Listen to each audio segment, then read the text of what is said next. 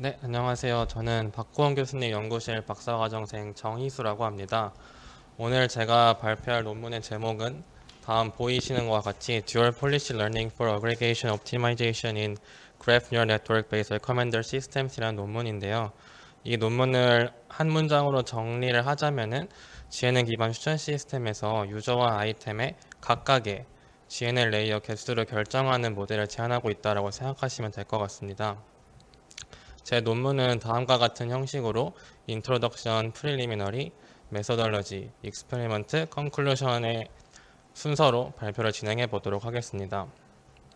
먼저 추천 시스템이 뭔지 간략하게 설명을 드리자면 추천 시스템이라고 하면 어떤 특정 유저에게 유저가 구매할 법한 아이템을 적절하게 추천해 주는 것이라고 생각하면 되는데요.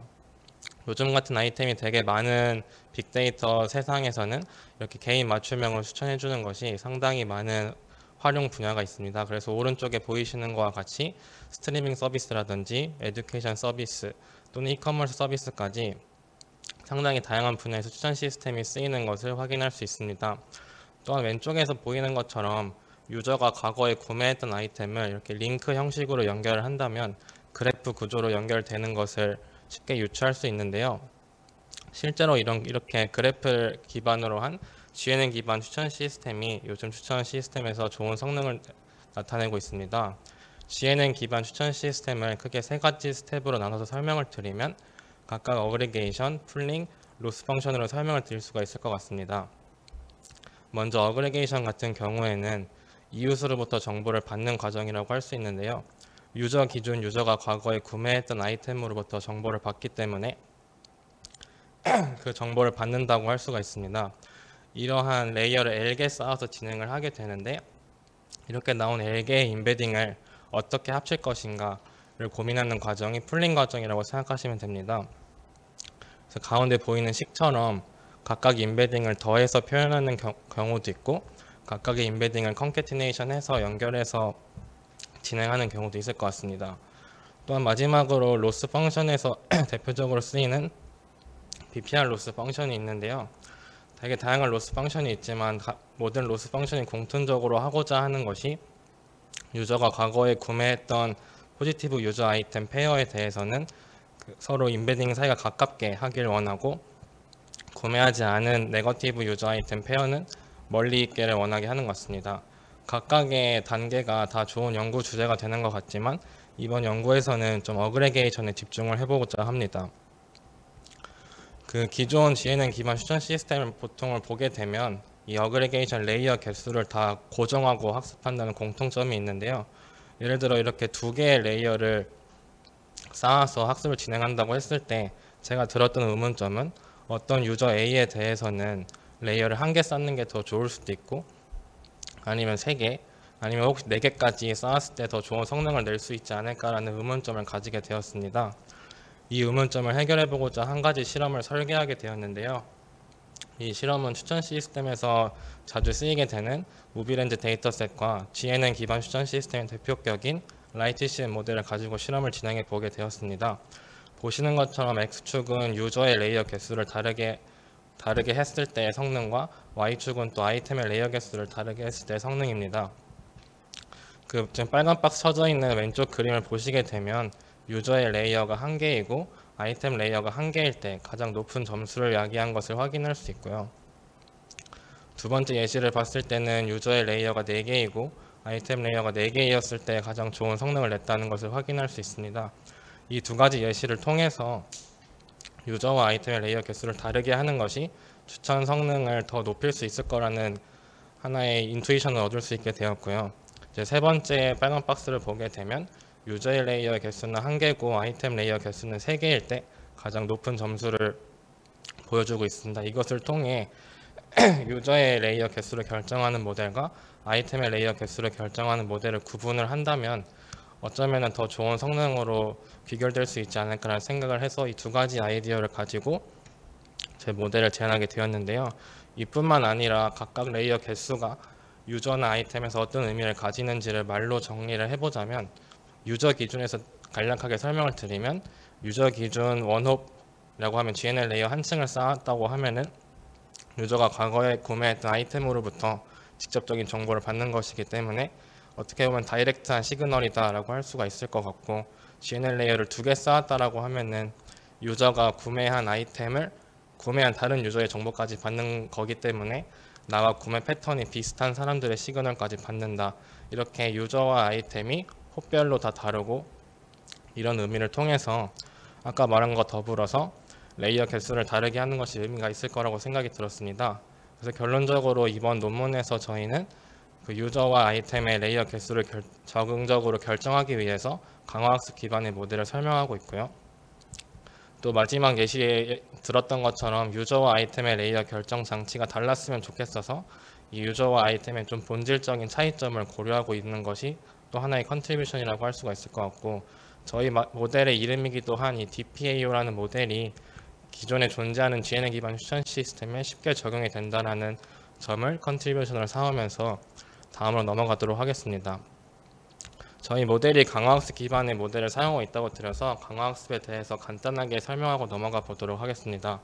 강화학습은 왼쪽 그림에서 보이는 것과 같이 에이전트와 인바이러먼트가 있고, 에이전트가 현재 취하고 있는 상태인 현재 스테이트가 있게 되고, 그 스테이트에서 에이전트가 취할 수 있는 액션들이 있게 됩니다.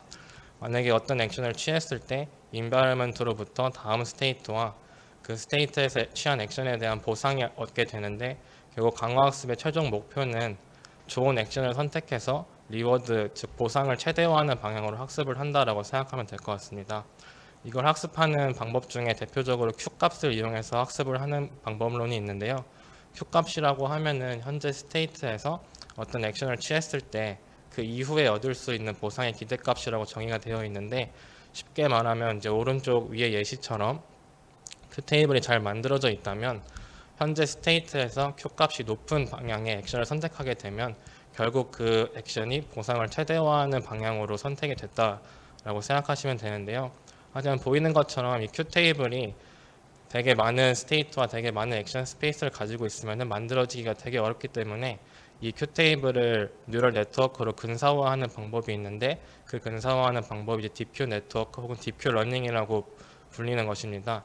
이 딥큐 네트워크의 입력 값으로는 현재 스테이트 정보가 입력 값으로 들어가고, 아웃풋의 개수는 이제 저희가 할 수 있는 액션의 개수가 되고, 그 각각 해당하는 값이 뉴럴 네트워크가 예측한 Q 값이라고 생각하시면 돼서 결국에는 이 아웃풋 값 중에 가장 값이 큰 값의 액션을 선택함으로써 학습을 하는 방법이 DQ 네트워크라는 모델입니다. 저희 모델에서도 이 DQN을 사용하고 있는데요. 그래서 결국 저희 모델도 강화학습 기반의 모델이기 때문에 스테이트와 액션, 넥스트 스테이트, 그리고 리워드를 잘 정의를 한다면은 아마 이해하는 데 쉽지 않을까라는 생각이 듭니다. 저희는 우선은 유저와 아이템의 레이어 개수 장치를 나누기 위해서 유저형 강화학습과 아이템형 강화학습을 나눠서 정의를 하였는데요. 앞으로 설명의 용이성을 위해서 유저 강화학습 기준으로 설명을 해보도록 하겠습니다. 유저 강화학습의 스테이트는 유저 노드가 되고요. 액션 같은 경우에는 GNL 레이어를 몇 개 쌓을지, 저희는 1부터 4라는 고정적인 값을 사용하고 있는데 1이 좋은지 2가 좋은지 3이 좋은지 4가 좋은지를 강화학습 보고 판단하기를 바라면서 액션을 GNL 레이어 개수로 결정하였습니다. 아래 보이는 표처럼 리워드 같은 경우에는 Normalized BPR 로스를 사용한다고 적혀 있는데, 리워드 같은 경우에는 뒤에 좀 더 구체적으로 설명이 되니까 뒤에서 좀 더 구체적으로 설명드리도록 하겠습니다. 또한 Next State, 즉 스테이트 트랜지션이 어떻게 이루어지는지도 뒤에 설명이 있으니까 이 페이지에서는 각각 강화학습의 스테이트와 액션이 뭔지만 이해하고 넘어가면 좋을 것 같습니다. 즉 예를 들어서 어떤 유저 A라는 스테이트가 저희 강화학습 모델로부터 이 유저의 스테이트는 액션이 2가 가장 좋았다라고 판단을 내렸다면, 빨간 박스가 쳐져 있는 것처럼 GNL 레이어를 2개 쌓아서 인베딩을 얻는다라고 생각하시면 될 것 같습니다. 혹시나 액션이 3이었다면 다음 빨간 박스가 움직인 것처럼 GNL 레이어를 3개 쌓아서 인베딩을 얻는다라고 이해하시면 좋을 것 같습니다. 다음은 보상을 구하기 위해서 제가 추가적으로 정의한 두 가지 버퍼가 있는데, 각각 LU와 LV로 불리는 유저 버퍼, 아이템 버퍼입니다. 이 버퍼에는 유저의 스테이트와 액션 정보가 저장되게 됩니다. 그래서 지금 보이시는 예시처럼 첫 번째 타임스탬프에서 현재 유저 DQN의 스테이트가 A번 노드였고 그거에 해당되는 액션이 2였다면 이 UA와 2라는 정보가 버퍼에 저장이 된다고 생각하시면 됩니다. 만약에 타임스탬프 1에서 다음 스테이트가 UC였다면은 당연히 다음 타임스탬프에서의 현재 스테이트가 UC가 됩니다. 그리고 이 UC와 저희 강화학습 모델에 나온 결과값 4가 똑같이 ALU에 계속 축적되면서 저장되는 것을 확인할 수가 있습니다. 이렇게 축적된 버퍼는 나중에 샘플링 과정에서 쓰이게 되는데요. 아까 추천 시스템 로스 펑션에서 설명을 드렸다시피 추천 시스템은 포지티브와는 가까워지고 네거티브와는 멀어지게 학습을 하기 때문에 저희 강화학습의 보상도 포지티브와 네거티브를 샘플링을 하면서 진행을 하게 되었는데요. 여기서 한 가지 주의 깊게 보셔야 될 것은 유저의 포지티브와 네거티브를 샘플링하는 과정에서 아이템 버퍼를 사용했다는 점, 반대로 아이템의 샘플링 과정을 거칠 때는 유저의 버퍼를 사용했다는 점, 이렇게 두 개를 엇갈려서 사용함으로써 약간 유저와 아이템의 좀 헤테로지니어스한 성질을 고려했다라고 볼 수 있습니다. 샘플링에 대해서 되게 간단하게 설명을 드리면 유저 A가 과거에 구매한 아이템을 LV에서부터 찾는 과정이 포지티브 샘플링이라고 생각하시면 될 것 같고, 그 이외의 아이템들 중에서 포지티브 샘플링에서 뽑힌 똑같은 개수만큼의 아이템을 뽑는 과정을 네거티브 샘플링이라고 생각하면 될 것 같습니다. 즉 이렇게 샘플링이 다 진행이 되면은 저희 버퍼에는 노드와 액션 정보가 담겨 있었기 때문에 아까 전에 보였던 예시와 같이 GNL 레이어를 액션 개수만큼 쌓아서 임베딩을 얻을 수 있게 되고, 결국 저희는 포지티브 임베딩, 네거티브 임베딩, 저희 유저 임베딩 세 가지를 다 얻을 수 있게 됩니다. 이 세 가지를 얻게 되면 저희는 이제 드디어 보상을 구할 수 있게 되는데요.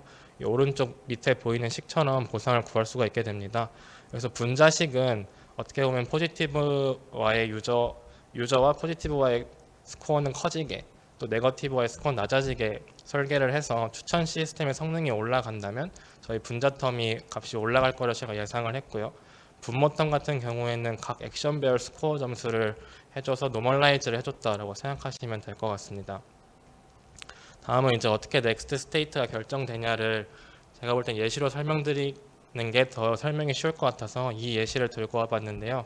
예를 들어서 지금 저희 스테이트가 유저 A이고 선택된 액션이 2였다면 GNL 레이어를 2개 쌓는다는 건데, GNL 레이어를 2개 쌓는다는 것은 유저 A로부터 투홉 떨어져 있는 투홉 떨어져 있는 노드들까지 정보를 받는다는 것입니다. 즉 다음 스테이트는 유저 A가 받는 정보들 중에서 랜덤하게 하나 선택된다고 생각하시면 될 것 같습니다. 즉 액션이 2였다면 지금 보이신 예시와처럼 주황색 동그라미가 쳐져 있는 유저 노드들 중에서 랜덤하게 하나 선택돼서 다음 스테이트가 됐다라고 생각하시면 될 것 같고, 만약에 액션이 2가 아니라 4였다면 이렇게 서치 스페이스가 좀 더 커져서 더 많은 주황색 유저 노드들 중에 하나가 랜덤하게 선택된다라고 생각하시면 될 것 같습니다. 최종적으로 보이자면 어떤 유저 강화학습을 학습하는 데 있어서 스테이트와 액션, 넥스트 스테이트, 그리고 리워드를 다 구할 수가 있게 되고, 이 네 가지 정보를 통해 저희 강화학습 모델을 학습할 수 있게 됩니다. 저희 모델 같은 경우에는 기존에 있는 다양한 GNN 기반 추천 시스템 모델에 접목 가능하다는 것을 보여주기 위해서 왼쪽 보이는 표처럼 그냥 퓨어한 바이펄타입 유저 아이템 그래프도 실험을 진행해 보았고, 논리지 그래프가 추가되어 있는 오른쪽 표에 보이시는 것 같이 논리지 그래프 기반 데이터셋에서 실험을 해보았습니다. 여기서 갈색 박스는 저희가 선택한 GNN 기반 추천 시스템 모델이라고 생각하시면 되고, 빨간색은 그 갈색 모델에다가 저희가 개발한 강화학습 모델을 추가한 거라고 생각하시면 됩니다. 표에서 보이시는 것과 같이 더 높은 성능을 이끌어냈다는 것을 알 수 있습니다. 다음 저희 강화학습 모델이 결국에는 GNL 레이어 개수를 결정하는 장치이기 때문에 어떻게 액션 분포가 뽑혔는지에 대한 실험을 추가적으로 진행해 보았는데요. 이 실험을 통해서 데이터셋이 다를 때마다 분포가 다르고, 또 같은 데이터셋이어도 유저와 아이템의 분포가 다른 것을 통해서 저희 모델에 약간 정당성을 좀 부여했다라고 생각하시면 될 것 같습니다. 또한 저희 두 가지 어뮬레이션 스터디를 진행했는데, 아까 말했다시피 굳이 유저와 아이템 강화학습을 나눠서 두 개로 학습하는 게 아니라 그냥 하나의 강화학습 모델로 학습하면 어떻게 될까에 대한 실험을 진행한 게 두 번째 컬럼에 있는 without dual이고요. 또 굳이 샘플링을 저희가 새로 정의한 LU, LV 버퍼가 아니라 그냥 전체 유저나 전체 아이템 셋에서 샘플링을 하면 되지 않을까에 대한 실험을 진행해 본 게 마지막 컬럼인 without 샘플링입니다. 이 표를 통해서 저희가 제안하고 있는 두 개의 강화학습을 사용하는 것과 저희가 제안한 버퍼를 사용하는 게 더 좋은 성능을 이끌어낸 것을 확인할 수 있습니다. 또한 저희가 유저가 구매한 아이템이 적은지 많은지에 따라서 즉 스펄시티에 따라서도 실험을 진행해 보았는데요. 여기서 보이시는 것과 같이 빨간색 성능이 저희 모델의 성능이고 파란색 성능이 저희 베이스라인 모델의 성능인데, 그걸 비교해 봤을 때 저희 모델이 더 좋은 성능을 이끌어냈다는 것을 확인할 수 있습니다.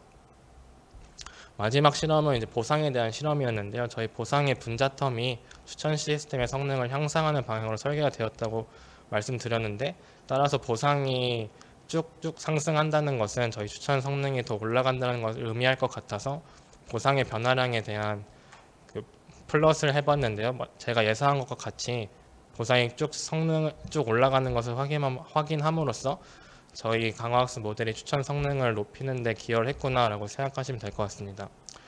결론적으로 이 논문에서는 강화학습 기반의 모델을 제안함으로써 GNN 추천 기반 시스템에서 유저와 아이템의 레이어 개수를 적응적으로 결정할 수 있게 제안하고 있고요. 저희 모델은 논리지 그래프가 있는 데이터셋, 없는 데이터셋 모두 다 실험을 해서 좋은 성능을 이끌어냈습니다. 아무래도 저희 논문이 강화학습 모델을 사용하다 보니 조금의 티어리티컬한 부분이 조금 부족하고, 만약에 데이터가 엄청 크다면은 저희 강화학습이 학습하는 유저나 아이템의 서치 스페이스가 좀 작은 것 같아서 이거를 좀 멀티 에이전트를 활용해서 디스트리뷰트된 환경에서 하면 어떻게 될까, 이 두 가지를 좀 퓨처크로 남기면서 오늘 발표를 마치도록 하겠습니다. 감사합니다. 네, 좋은 발표 감사드립니다. 저희가 지금 실시간 댓글을 통해서도 질문을 받고 있는데요. 제가 먼저 질문을 하나 드리도록 하겠습니다.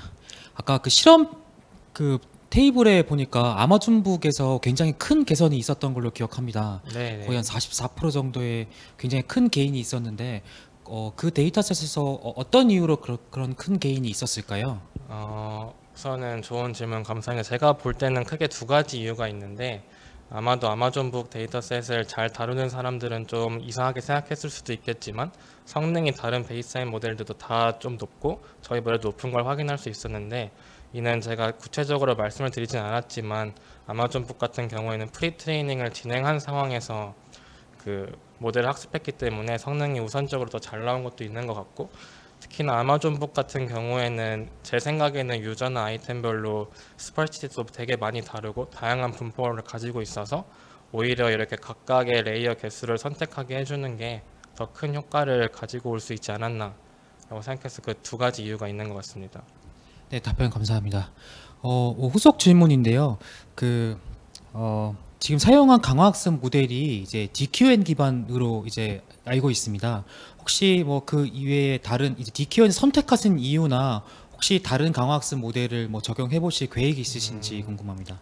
네, 알겠습니다. 우선 DQN 같은 경우를 선택한 이유는 DQN이 어떻게 보면 한계가 명확한 모델이긴 합니다. DQN 같은 경우에는 액션 개수가 항상 일정해야지만 저희 뉴럴 네트워크 아웃풋 개수가 똑같은 것처럼 유지가 될 수 있는데, 저는 애초에 추천 시스템 같은 경우에는 GNN 레이어 개수를 많이 쌓으면 오버스무딩이라는 문제가 생겨서 애초에 한 개부터 4개라는 정해져 있는 액션 스페이스가 있어서 DQN을 사용하게 되었는데요. 추후에 기회가 된다면은 다른 강화학습 모델도 사용해 볼 수 있을 것 같습니다. 네, 다시 한번 이제 좋은 발표 감사드립니다. 네, 감사합니다.